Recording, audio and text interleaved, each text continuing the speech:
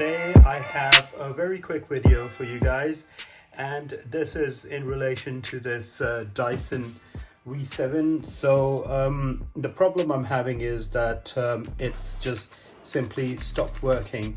And if you have this flashing light for, let's count it, that's like 6 times, 7, 8, 9, 10, 11, 12, 13, 14. So if it's all blinking over 12 times, then it means it's the battery fault. So just wanted to share with you guys that if you have this problem and the light blinks over 12 times, then it means then it's a battery issue, and you guys definitely need to replace the battery.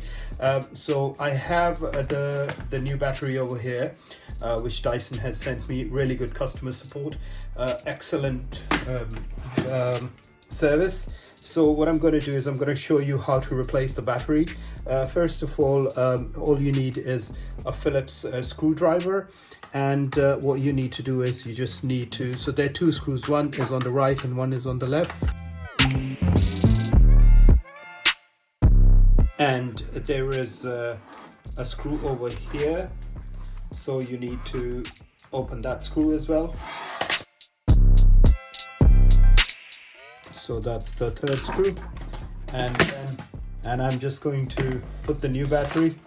So the new battery will be just you can just slide it in place and then fix the top screw and the 2 screws on the bottom. But before we tighten it, let me test it. So yes, that has started to work and it's turned blue, so that means that it's out of charge. That's fine. So guys, just to show you that I've changed the battery, and then you can see over here that the light has turned blue. It's on the power cord, so if it's blue, constant blue, then it means it's charging. And if it goes red and if it blinks over 12 times, then there's a problem in the battery. If it blinks less than 12 times, then there's a problem in the motor.